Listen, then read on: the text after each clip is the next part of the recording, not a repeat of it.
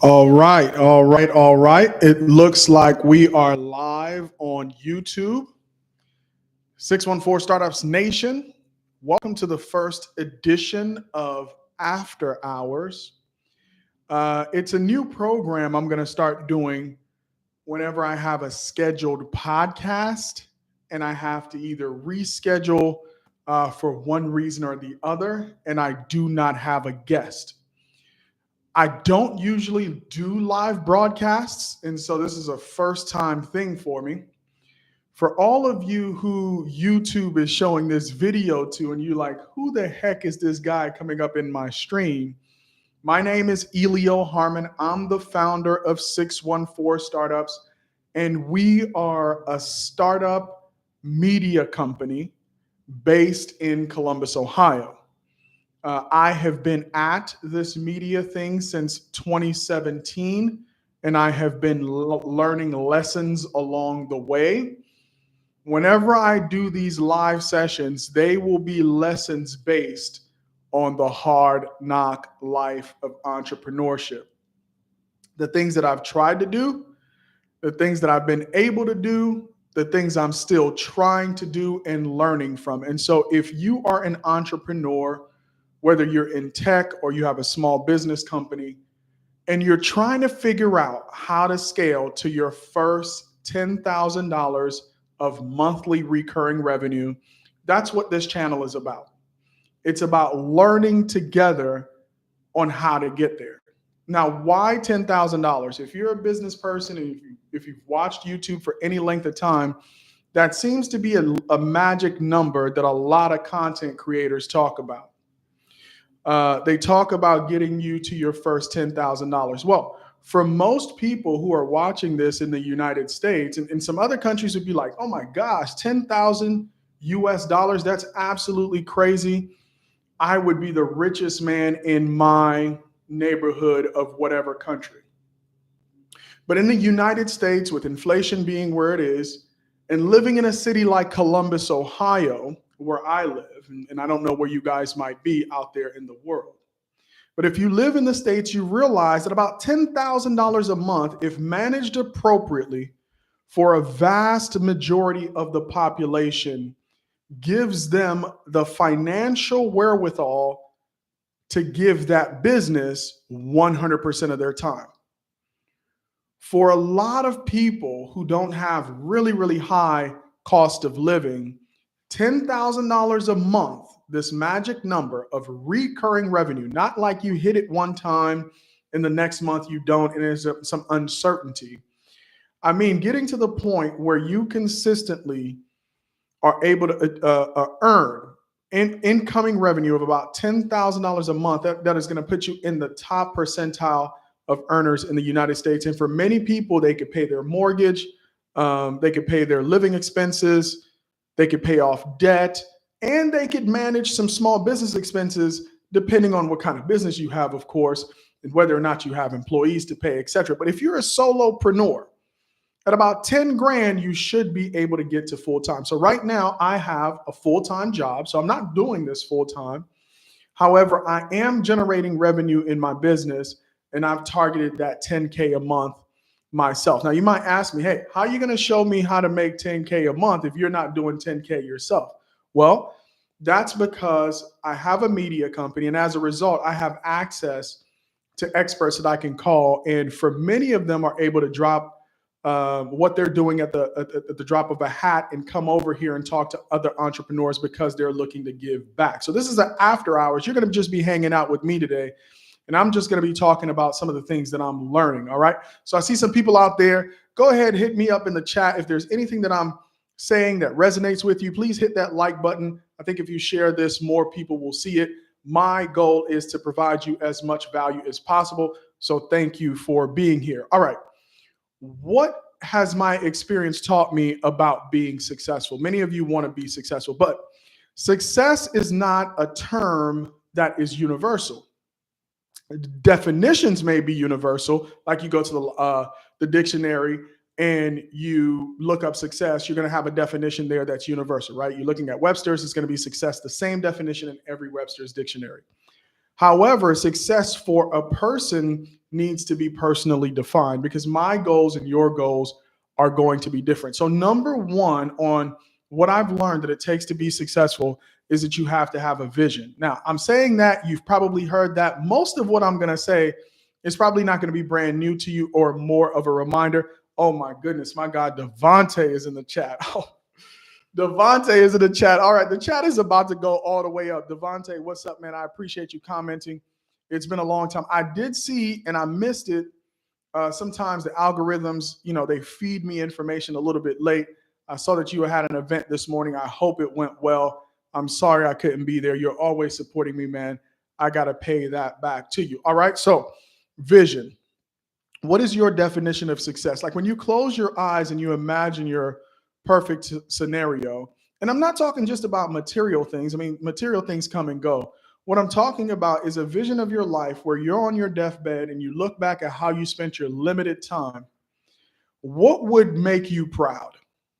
Right? What would you have accomplished that would make you proud? So I'm going to be vulnerable with you guys here for giving me your time and attention. I'm going to tell you what my vision is, and you guys will know, did Elio live his vision, right? Because, hey, I mean, not saying that you're interested in my life. I mean, your life is the life that you should be focused on. But just in case down the road, you kind of say, hey, he's achieving this, he's achieving that. Sometimes you could go off the path in order to achieve financial success, but where is my true north? And my true north is in Liberia, West Africa. That's where I'm originally from, born and raised. I came to the States when I was about 12 years old as a result of the Civil War. And so my mind, my heart, I'm always thinking about going back home. Now, Liberia has struggled, right? Post-war recovery has been slow. And, the country is poor, extremely poor. I think the total GDP of the country is like $3 billion. It's a net worth of like somebody way down on the Forbes billionaire list for an entire country of 5 million plus people. And so my long-term vision is to build businesses and have investments that pay my living expenses so I could be back in Liberia being a philanthropist and a farmer. That's really my vision. Now, most people might say, oh, I need to make $1 billion. I need to make $5 million. I need to, whatever their number is. But usually to accomplish your vision, I mean, we're not talking about astronomical numbers for me to do that. All right. I don't need to start a med tech startup that sells to Amazon for $2 billion to do that. All right. We're talking about numbers that are within reach of what I'm doing right now with the business that I have, whether I keep it and it kicks off passive income or I sell it and I get a lump sum of cash. That's within range. Right. Now, why do I want that? Well, that's because that's where I'm from. My family owns a farm, so that's how we grew up. Even though I didn't work the farm, most of my time was in school. I was privileged to not have to work on the farm in order to support the family, but that's where my heart is. And in a country like Liberia, we're not talking about a huge amount of money. So my vision is well within range. So for those of you who are watching, hopefully this is engaging. This is my first one. So throw in the chat a thumbs up, some likes or something if this is resonating with you, because I'm just talking to a camera. I don't know if you guys have ever done YouTube Live, but I can't really tell if this is resonating with you. So please give me your support in the chat and put your questions down there. So once you have a vision for yourself, write it down, make it plain, remind yourself of it every day. But the second thing you need to do is find a path to get there. And I think in a lot of cases, the path to get to that vision, a lot of people, there are so many paths to choose. And that's one of the great things about the internet age. The paradox of choice is really, really a good thing, but it can be a problem as well. So, in the internet age, you could run a business by yourself. Maybe you have 5, 6, 7 tools, email newsletter, social media page, website. All of these things are within range, right? And then you have, of course, the platform, the Mecca, YouTube, that pretty much teach you how to do everything. You got folks like myself that are creating content to try to help you.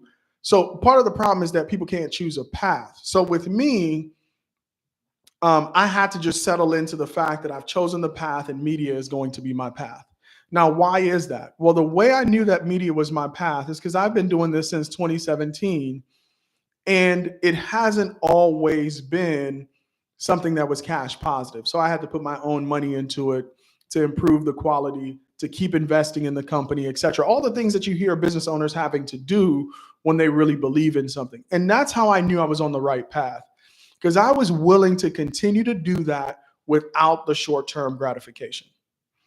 So, and we'll talk about short-term gratification as well, and why that's a problem for entrepreneurs, et cetera. But I just want to kind of hone in on this idea that there are many paths to choose. You don't have to be in a hurry to choose a path. It's best if you explore multiple paths and be comfortable with it. The cost of exploring paths now, with all the technology that we have, is really low. To build a media company today, you don't need to go out and raise funding, right? You can do it right here on YouTube. You've got a laptop, even less, you got a phone. You just hold that thing up, start recording, and you have a broadcast channel, right? So that's part of the problem. There's so many things that you could do. The barrier to entry is so low that a lot of people just never choose. So for me, I've settled on a path and I'm comfortable with it. And that's another thing in life. When you make a choice, you have to be okay with whatever the outcomes are. So I've made my choice. I'm going to build a media company, and that's just what it's going to be. And I'm okay with there not being any short-term gratification. I'm not looking for that. I'm looking to master the long game. All right. So the two things I've gone over so far that I've learned and about success is, number one, you have to have a vision for yourself, and it needs to be your own vision. Number two, you need to decide on a path to get there. I have decided on my path. Number three, you need to take action. You just need to start doing it. Like this YouTube live, seriously, I didn't want to do it because I didn't know how it would go. I turned the camera on. Once the camera came on, I just needed to go ahead and do it. And I'm not going to delete the video, no matter how bad it was. It's the first one, right? You need to just go ahead and take action. So you have your vision, you decide on a path, take action, right? What does taking action look like? It looks like, if you want to start a YouTube channel, stop this, jump off, go get a Gmail account, get a YouTube account, and start recording, right? Or start writing the script and then record tomorrow. But don't let there be too much space between the thought of what you want to do and the action you take to get it done. Don't let the space, that gap, be too long, because doubt creeps in, second guessing creeps in.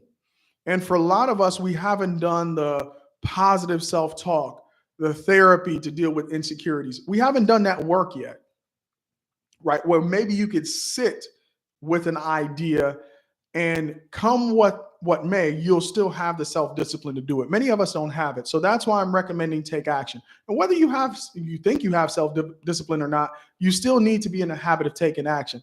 This is an action-oriented world that we live in. All right. You cannot defer your dream for fear of taking action. So take action today, right now. Whatever's on your mind about whatever business or whatever the next step is that you need to take, go ahead and take it. All right. And we don't mean vanity steps towards the goal. Like, a lot of people will go register a business. They'll go open a bank account. They'll go, they'll do 15 different things before the one thing that they need to do, which is talk to their first customer. We don't mean beating around the bush, or I don't mean beating around the bush. I mean getting right to it, right to the core. Can I sell a product to another person? All right. Next up is commit to continuous learning. Part of starting a business, especially if you're starting a startup, okay? So the key difference, as I define it, between a small business and a startup, a small business is a roadmap. Somebody else has already done it before. So you're talking about a dry cleaners. There's tons of dry cleaners out there. You're talking about a laundromat. There's tons of laundromats out there. You're talking about a restaurant. There's tons of restaurants out there. There's a business model. There's a path. There's a playbook for success in those industries. You could hone in those playbooks so well that they become franchises. So, for example, Chick-fil-A. Oh, my goodness. That place is always packed. They got a formula there, right? McDonald's. They got a formula. Shell. BP, running a gas station. There's a formula there. So all of those things, to me, I consider small businesses. Now, of course, you can have a large business that also is not is following a playbook. So let's say I have a oil drilling rig, right? I could make a lot of money if I strike oil. It could become a big company, but essentially there are other players who have done it in the industry before. The other side of it is startups. So I am building a media startup in Columbus, Ohio. Of course, there are other people who've built media companies. Everybody has their own flavor, but I'm trying to figure out where I fit in the game and what's going to be my unique business model or way of monetizing. All right. So, but you have to commit to continuous learning. And so if you are starting any business, go out there and see what is already in the market, see how others are doing it, and then figure out a way you could replicate the positives of what they're doing and put your own unique spin on it. So for me, for example, I have multiple times of day I have committed to learning in different areas of my life. So first thing in the morning, I'm committed to reading a book called The Ruthless Elimination of Hurry. I have a personality where I'm moving, 100 miles an hour. I don't let my mind rest. I'm always on my phone. That's just a reminder each and every morning to slow down, right? So I love that book. I'm working my way through it. I'm staying consistent with it. The next thing is I read the Bible. All right. Now, that for me is my spiritual learning every day. I don't spend tons of time on it. I have a devotional that kind of walks me through the things of where I am. And this particular Bible that I'm reading is by John Maxwell called the Leadership Bible. And most of the concepts are focused on how to be a leader. But guess what? The hardest person you're ever going to lead is yourself. And much of the work that I do in the morning around that type of study is how do I lead myself better? Okay. Or how am I a better follower of the teachings, the tenets, the way, right, that the Bible talks about spirituality. And then I have, because I have a full-time job, I have a learning time for that. And right now where I'm focused is I was very siloed before, building one business unit within the larger business. What I'm doing is now taking a holistic view of the company and starting to study other business lines and trying to figure out how all of these things fit together. So I can be a better asset for the company. I will have a better understanding of how all these things work together. And then last but not least is learning how to build an actual media company, how to build a website that converts, how to build an email newsletter, how to go live on YouTube, creating thumbnails, things like that. A continuous learning process that I'm committed to is a key to success. So what have I gone over so far? You have to have a vision. You need to decide on the path that you're going to take to get there. You need to take action, and you need to be committed to continuous learning. Now, the next thing is you need to be okay with mistakes, and you need to be okay with your mistakes being public. Listen, if you're in the room, go ahead and give a thumbs up, something in the chat. Let me know that you're out there. I'm not talking to the ether, all right? So what you need to do is be okay with making mistakes, especially public mistakes, all right? A lot of us are afraid of looking, I don't know, dumb. We have some insecurity about it. And so the fear of looking dumb keeps us from taking risks. We are not out there taking risk, making mistakes, doing that pitch, even though you're nervous and your pitch deck looks crazy. And, I'm not saying you just go and wing it. Yeah, try to put your best foot forward, but you're not always going to be able to put your perfect foot forward because you're just learning. And you have to be okay with that learning process. You have to be okay with the fact that it's going to take a while to get good.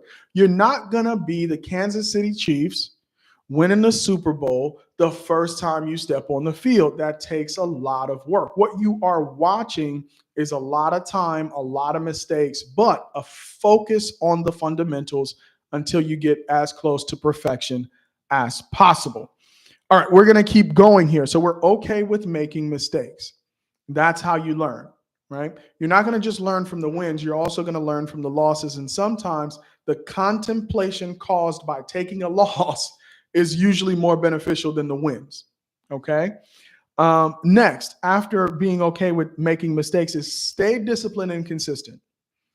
Stay disciplined and consistent. If you had a bad day yesterday or you had a good day yesterday, it has no real bearing on what you're going to do today.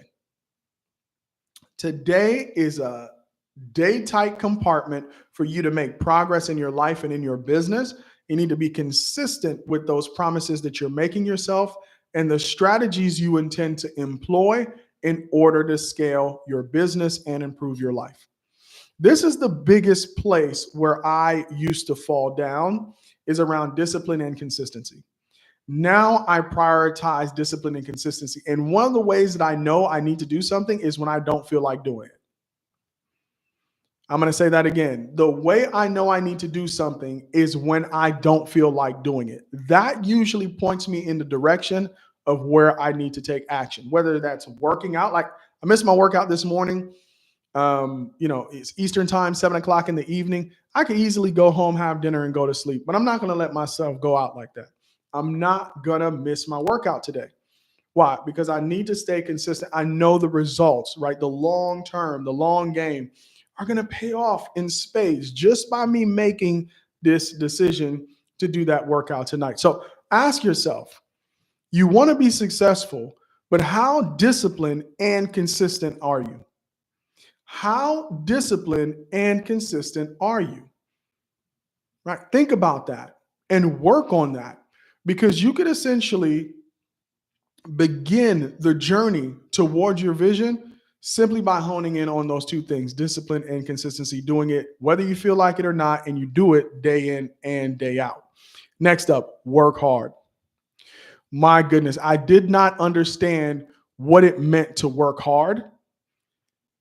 I know there are a lot of people out there in life who are working very hard, probably work much harder than me doing physical labor, working 12 hours on a construction site. So, hey, it's not a woe is me thing. All right. I'm just saying that the level of output day in and day out that you need to be putting out in order to be successful is, you have to have that Mamba mentality. RIP Kobe. Right. You need to come in early. You need to stay late. You need to put in that work, because nobody is going to make your vision come true for you. You are 100% responsible for your results, your success, and for you achieving your vision. Are you holding yourself accountable to the work ethic and work rate and output and productivity you need to be successful? Are you consistently checking all the boxes every single day to move you closer to your goal? Do you have that work ethic? Only you know the answer to that question. All right. I just got a couple more to go through. I know I'm dropping a lot. Hopefully you picked up a pen and a pad, and this is adding value to you. And please like, share, comment. I want to engage in a conversation with you. I'm going to keep going. Next, craft a professional image. Now, I love talking about this because for a lot of people, to them, authenticity means I do whatever I want. Right. I do, however, not even I want, how I feel. It's a feeling based thing. And listen, man, in business, you got to look the part. I'm not saying you have to wear a suit or whatever, but I'm saying if you are a lawn care service, maybe dressing polo shirt, tucked in, professional look, all your workers look the same. It's an indication, even before I hire you, of what I can expect. Your level of professionalism, your level of attention to detail. A lot of times we make snap judgments. We're human beings. And we ascribe a lot of things to somebody who is well put together, both in their physical appearance and their presentation, their materials, the fact that they studied up on the company. They're building that professional image and reputation. When somebody walks away from you, whether they do business with you or not, what you want them to say is, this person is a professional. So how are you grooming, crafting, and being consistent about that professional image around your business? Challenge you to take a look at it. It's going to go a long way if you address whatever issues you have in that category. Next up, build relationships. Man, I could do, there's like a little after hours episode in each of these. I might come back around and do kind of a full after hours on each one. But building relationships is something I took for granted as a media company owner, of getting to know the guest beyond the podcast, who they are as a person, what their personal interests are, what makes them tick, how I could support them beyond just the podcast episode. My goodness, I wish I had done more of that, but it's never too late to make a change. I've realized, and this is something maybe you haven't realized, and I forget who said this. I want to give them their credit. I just can't think of it. They say everything that you want, I think it was Zig Ziglar, everything that you want, somebody else has. And in order to connect with that thing, in order to get that thing, there needs to be an exchange of value. The only way there can be an exchange of value is that you need to build a relationship with them. There needs to be trust established, and there has to be a transaction involved. Are you building the right relationships? And that might be relationships with customers. It might be relationships with vendors. It might be relationships with contractors. It might be relationships with investors, your banker, your lawyer, your accountant. How many of these people do you know beyond just your transactional interaction with them? The regulators in your industry, I mean, you can't get too friendly with the regulators, right? They might look at you crazy depending on the industry. But hopefully you get the point I'm trying to make. You have to build actual human connections with the people that you do business with. That is a key to success. That's an absolute key to success. There's nothing that a person cares about more than themselves. I mean, a lot of people won't admit it, but if you want to be in business with somebody, you need to take an interest in them and you need to get to know them and build trust over time. All right, I got two more things and then I'm gonna let you guys go. Second to last is price appropriately. I had to learn this the hard way. In order to deliver results, it costs money. And when you first start off, there's a little bit of hesitation to charge market rate or above market rate for your services because you think, hey, if I come in at a price that is lower than the competition, I'm more likely to win the business. However, what tends to happen is that if you price too low, you won't have the resources you need, and you certainly might not have the profit that you want in order to really pay yourself in the way that you deserve because you're pricing your offering too low. This is something I would highly, highly, highly recommend you work with your accountant on, especially somebody who knows pricing strategy. I have somebody that I know. So hit it up in the comments if you're looking for somebody who understands pricing strategy, especially for tech startups or small businesses in general. I could put you in touch with somebody who's really good. But are you priced appropriately? Are you priced to deliver the service plus have a profit that's appropriate, right? And that takes calculation. You just can't pull a number out of the hat, right? You don't operate in a market that is that doesn't have any boundaries. Like you could just do whatever you want from a pricing standpoint. No, you have to understand your market. You have to understand your customer, and you have to price appropriately, understanding what it's going to take to deliver on what you're promising your customers. All right. And then last thing before I let you go, under promise and over deliver. All right. Business is about delivering results. I had a very, very good conversation, and it was about how do we see an ROI with our partnership with you. And it really made me think long and hard about how we deliver value to the people who have trusted us with their brands, who have trusted us in order for them to grow their business, who have come to us because of our special skill set around building brand awareness and generating leads through our media company. And we talked about ROI. And it was a very refreshing conversation. And it's a conversation you need to have with yourself.